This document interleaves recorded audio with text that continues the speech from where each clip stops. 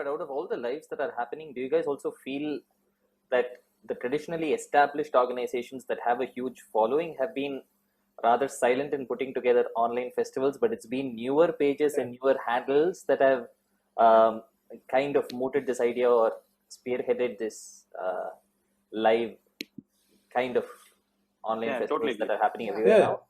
Absolutely. Because they've always been there, and they have been suddenly shot to the limelight now. I mean, it's like why hasn't BMW or Ford or spearheaded the the electric vehicle market? Why did it have to be someone brand new to come into that space? Then everyone starts following. So you see that in other industries too. But people have seen an opportunity and come in. I'm sure that there will be a period where both coexist, right? I don't think one is going to do away with the other, but other organizations will have to think about their relevance during this time and what do they want to be doing. But do you guys think there will be a case where a Sabha would have a concert in a closed space with no audience and just do only online streaming of that? I mean, do you think that? I was just thinking the other day, maybe that would be a reality sometime soon. Yeah, I'm sure. I mean, there are spaces that have been created for that, no? Sorry, I have to crack a joke here. I think this is Ravi's joke to me. Ravi, you don't told me that, right? Said one, I don't know who did, you did. So, just 6 months ago, always you'll find artists saying, "Enna kootam theriyuma kacheri full house, sir." Apdiye it was appdi edamela nikkiradhukku. So I think Ravi was said 6 months later, people are going to say, "Sir, kaval padadinga kootame varala sir. 10 per da vanda. Talli da ukandanda kacheri." So but I would say on the positive side, I mean, I would say, we were talking about what have we been doing during this. We are now day 55 or something into this lockdown. I mean, initially there was a lot of, content consumption and, Netflix binge watching and, a lot of that happening because of also the, a lot of content being available all of a sudden, right? And so at that time, while browsing, what I saw is that you are starting to see some new faces also, and some new voices and some new music of people that are not often heard. So if I were to go to to Mylapore and sit in a sabha, and the people I would hear within the course of the month, I'm starting to see different people because the digital space is allowed for people from different states, different countries even, and what the nice thing is, some of these newer platforms who are cropping up are not focusing on a specific geography or anything like that. Okay, now while that is true, there is another thing that's happening also. There are some pages which kind of feature bigger artists and all, and you don't see a lot of younger artists in those pages. And there has been sort of a hierarchy now in the pages also. Like if you're in that page, you're a that league of artists. If you're in this page, then you're this league of artists. If you're featured by this live, you're in this, so all that is also, wow. Yeah, that's also kind of happening. That's so interesting. And you're cut off from all this, so don't even bother. Yeah. No, but it's very.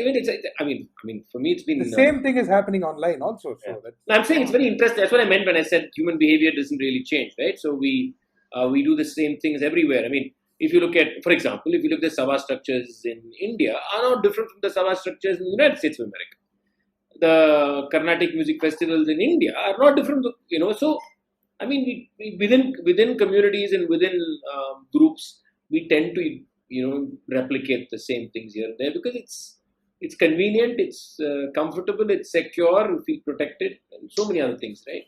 So, right, but one thing that's also interesting is, apart from just listening to a lot of people sing, what this lockdown has done has also brought out a lot of people to come out and talk and have conversations and set up lives with multiple people. And maybe it's been an opportunity to listen to people talk about these things or be a part of these conversations that are normally in private spaces and not available for public consumption. So that again, I think is an interesting outlet of what this is probably done. I've actually found these Zoom conversations difficult. I mean, I have done a few. I've tried to keep it limited. I've done one in about 4 or 5 maybe in the lockdown period. I found it hard to do. I think tiring then actually. Somebody is telling me today a very interesting point that It's more tiring because of the separation of the physical and the idea. So in a way, when you have a conversation directly with a person, in person, there is somewhere the body, I mean, as people, I think there is something different about our body and our connection with the other person, which is physical. Okay, and with the way we share and the way we react and the intimacy that we get. It's like taking class online versus taking class offline, or anything, right? And somehow I find it most. I know you guys, both Ravi and Vikram, do a lot of these meetings online, so you probably know this better than me. But I find that it's more tiring in many ways to do a conversation online. I don't know why. It takes more out of me than I would. And also, I feel that the invigorations that you get from ideas, for example, usually after an intense conversation, it's like singing for me, okay? Or an intense talk. It's like singing. I'm high after that. It's much harder to get that high when you're doing it with a person online. And I don't know. I mean, it's something I found because it was new to me. I have not done too many of these. No, it's pretty much true even in the workplace, right? What I observed is if you have a relationship beyond the meeting, and if already a pre-existing relationship, then that can kind of work when you're working remotely and when you're trying to do these meetings, too many meetings. But it's very difficult, almost impossible to build a new relationship with somebody totally new, just by this means.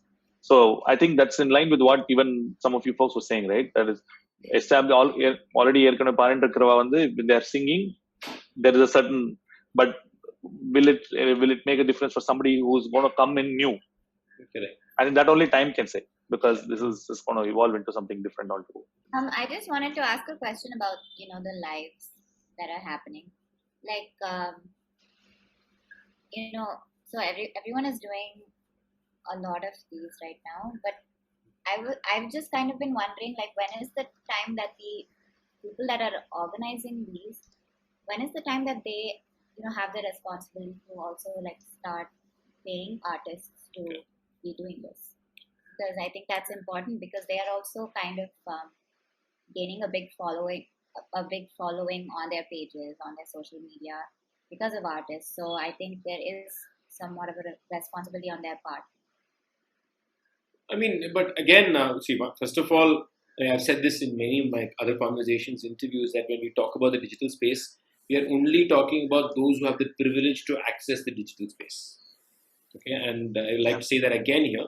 Not only people in terms of performers who have the access to digital space, also the audience. I mean, we're talking about a very niche within the niche who have this capacity to, even within Carnatic music world. I mean, we clearly saw about how though violinists and mridangists who are established have access, don't seem to have a presence or don't seem to be getting opportunities to perform online, even there. And if you start then expanding that conversation to say Nadaswaram Vidwans, Tamil Vidwans, then you go further and talk about multiple art forms. And many art forms are geographically specific, right? They happen in certain areas, in villages. The audience is in the villages and towns. Now, just imagine that for them, the digital space is not really a market space or an opportunity, right? No, I disagree only in one aspect, because with the extent to which the internet is pervasive in every economic I want to clarify that. That is the big misnomer. Just because everybody has a cell phone and has a camera, to think that that is a mode of creating an art experience or an art practice and economic model there is completely erroneous. I know so many people I've spoken to who have a camera, who know how to put clips on Facebook. But how does that become an ecosystem when the audience is not there, boss? The audience is not there. The audience is I'm talking about consumption. I'm talking consumption. No, I'm saying even the consumption. You're talking with the privilege that you have an audience in the United States of America who will get on YouTube and watch your concert or my concert. Now that audience for watching Kooth is an audience in the villages around Tiruvannamalai or Kanchipuram, elsewhere. Many of them, by the way, many of the villagers do not have a practice of experiencing these art forms on a digital medium. And many of them, by the way, many of them also don't have sophisticated cell phones. That's a different thing. We'll get to that later. But even if they do, their experience of art is part of the cultural experience of the space. It is in the temple, it is in the Vida. And so it is a very physical happening and a very local happening. I can tell you this without doubt, that though the mobile phone and 3G and 4G has been incredibly pervasive, and many people have Facebook accounts, and they will put clips on Facebook, even then, the performance or the idea of experiencing the art has not been moved. It doesn't move. It still remains local. But the entry barrier is kind of different, right? Because in another context, when we were talking about how physically, not physically, but how intimidating some of these cultural spaces are to people of a certain background or people of a certain system. But that barrier is kind of, that intimidation, do you think it would be removed in a space like online media? No, I don't see. But now we are talking about two different things, right? Now I'm talking about one, we are talking about art forms that have specific, there are two things. There are traditional spaces where they are performed, and then the spaces from which they are kept away. Okay, the two different things, right? So now within, and traditional spaces is where they are even now performed. Now we're discussing two things. One, we're talking about the spaces where they're kept away, where there is intimidation, where there is actually no market at this point of time, because people are not even in that space, are not even willing to experience something from beyond their limitations. Okay, so you're battling this. You have to create a new audience. But I'll say one thing, Ravi, unless you change it physically, it's not going to change online. You can't create a new market only online.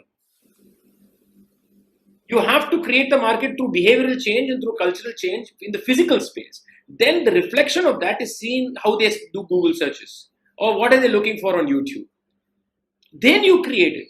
Now, but if you're looking at art forms that are right now within little basins of their own, where the Facebook just plays a role of being a way by which they can put out a few things about themselves, but not a performance space. Then there's a complication of, say, theatrical performances. You know, I mean, they're not still thinking in terms of one person. What about Kooth and all? Where there's a stage, you need space, you need at least 4 people performing. I mean, to make that bridge on a digital platform, when there is no audience in the digital platform, and then expect the rural villager to say he must start getting used to watching it, then, see, also the economics of that also works differently, right? Kovil will pay for the concert, the villager is not paying for the concert. Right. So how are we going to? I mean, that's why I'm saying that we're actually, when we discuss this, I got very angry with a journalist and actually I screamed at the journalist and I said, stop asking me a stupid question about whether digital space is going to replace art. Who are you talking to? You're talking to 0.2% of the damn art world. 98 or 99% have no access to this so-called replacement. Replacement foundation that we have through digital platforms. We don't have it. So I just want to say that before I get to what Vidhya was saying. I mean, I agree with you, Vidhya, even within the space of people using it, right? I think it's high time that it stops becoming free, definitely. And I think, in fact, considering that artists are not really making money at this point of time, Exactly. It needs to be charged.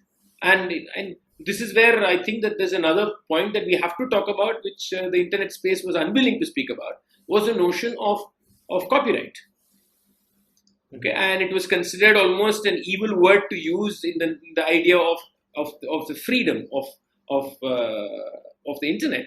But the fact is, nobody cared a damn about the right of the artist to decide which needs to be online and what doesn't need to be online.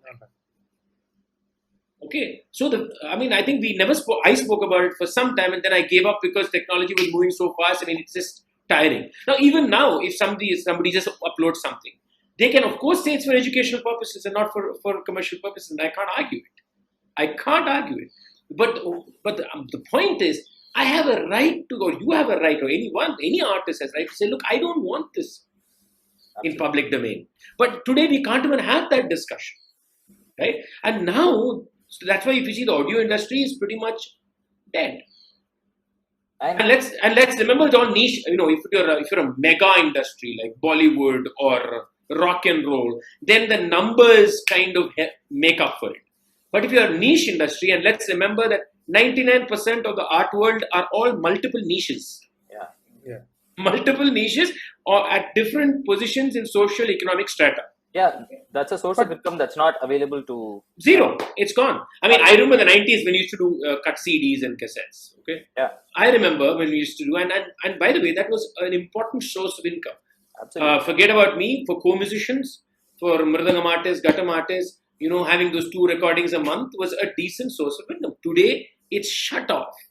And, and nobody's, so while we speak about freedom and rights, we forget that the artist has freedom and rights too.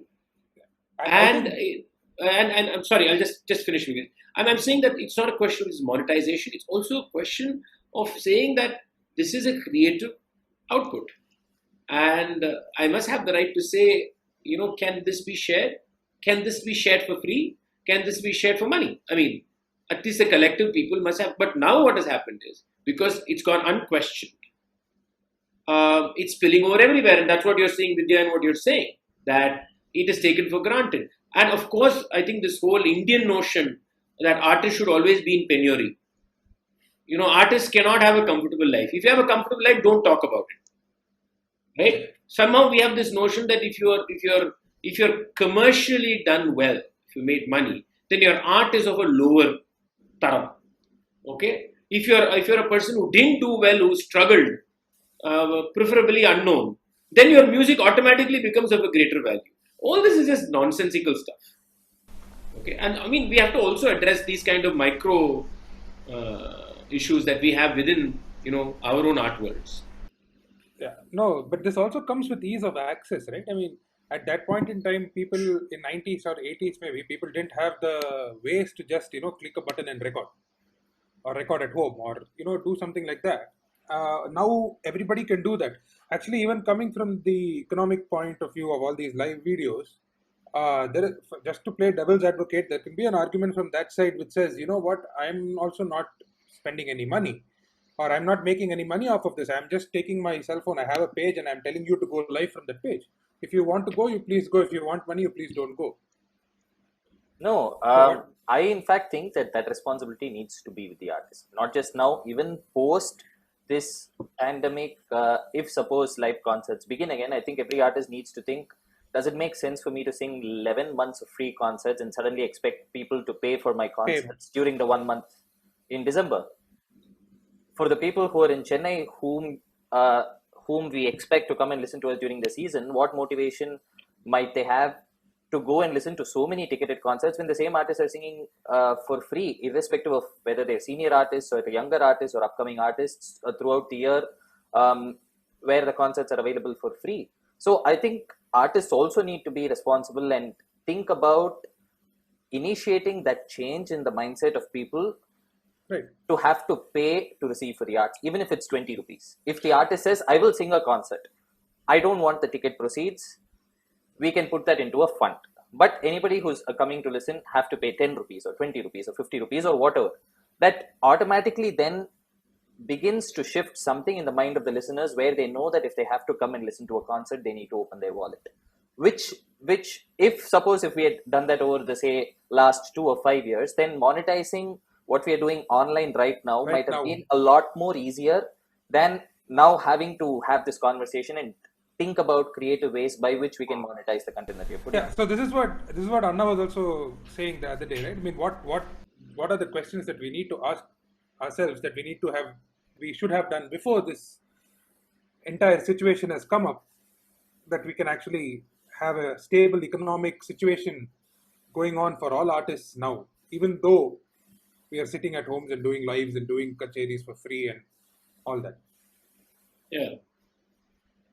I mean, yeah, but there's other thing also, no? Because we've survived on... See, but also, I mean, I'm specifically now talking about art forms like Carnatic music, just to keep it narrow, is that to a large extent they've also survived in this notion of sponsorship of some sort.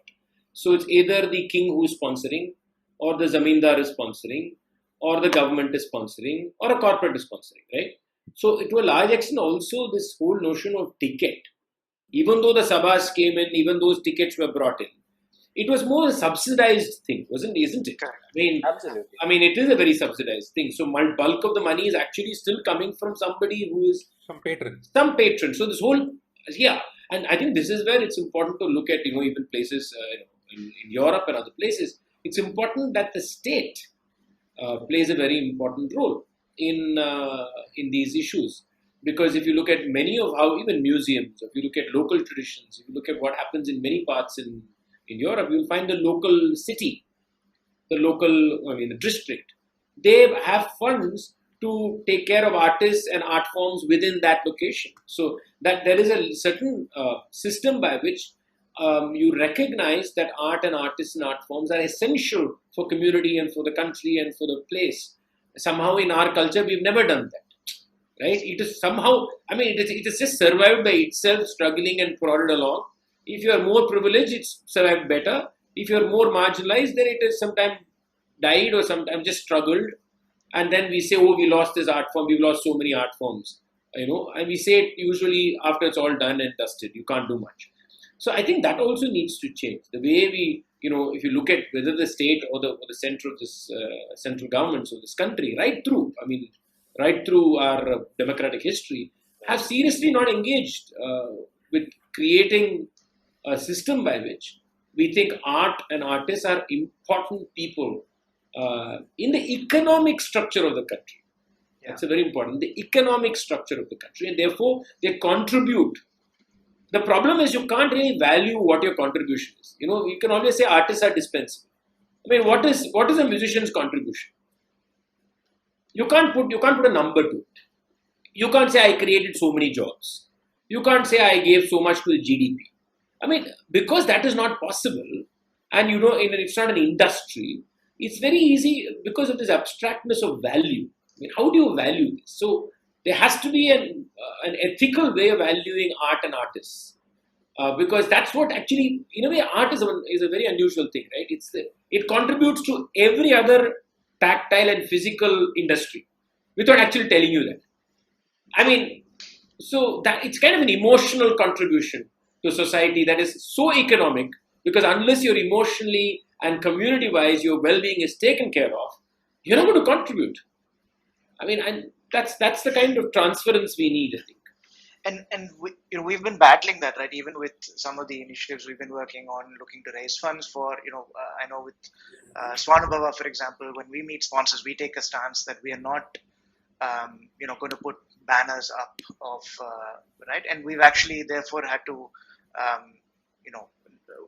miss opportunities to get funding because we said, no, we don't, meet these conditions. But we do live in a world today. You look at even the decision-making process of a lot of the governments today, amidst the pandemic, it's economically driven, right? And everything is about economic growth, economic results. And corporates are all running on, what are my quarterly returns? What's my shareholder return?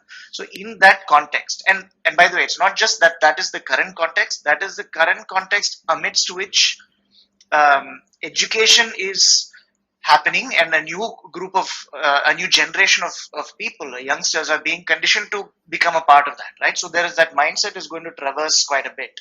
In that point, I think it is important to be able to articulate what is art's contribution to society, to humanity, right?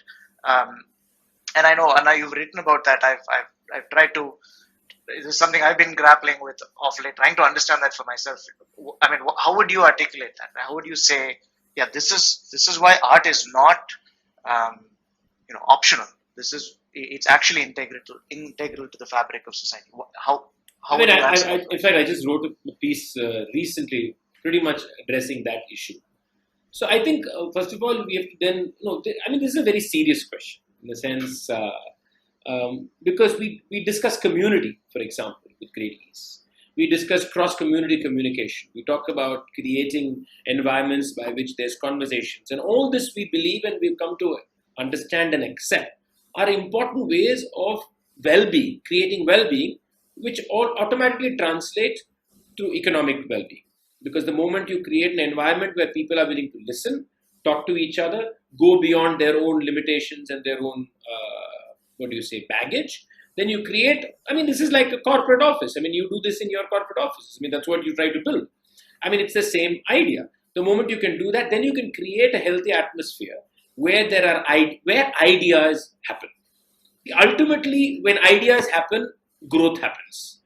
When ideas happen, money comes in. This is a fundamental thing that I think we'll all agree, right? And when I say money, I mean money in a very in a more broader and exponential fashion, rather than just the rote that's going to generate something for just a group. Okay.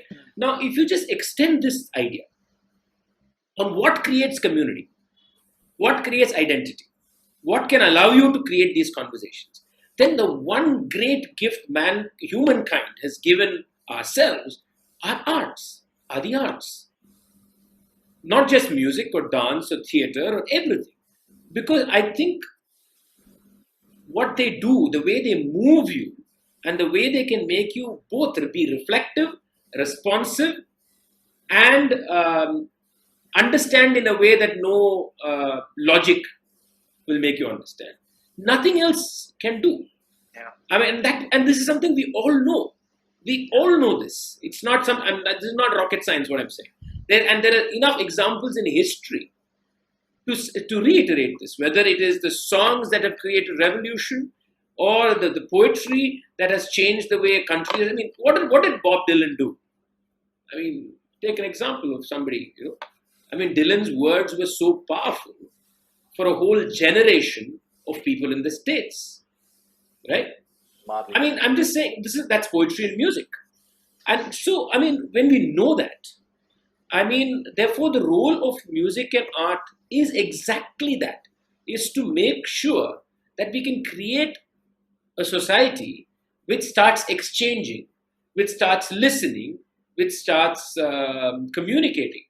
I'm not going to the problem that art forms are also muddled by all that. That's, of course, something you deal with. That's a larger discussion, not for now. But that's an economic contribution is what I'm trying to say.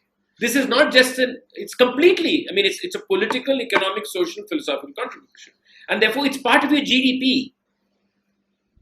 It's completely part of your GDP. When somebody puts on headphones and works their butt off and they're listening to music, who contributed to the output? It's such a complicated question, right? We all know, so many people tell you, when I work, I listen to music, it makes me work better. I'm giving a very basic, simple, almost reductionist example. Yeah. But we all know it. But isn't that a sampling of the fact that you probably had something that was an idea? And what did that raga or what did that melody or what did that song contribute to that idea?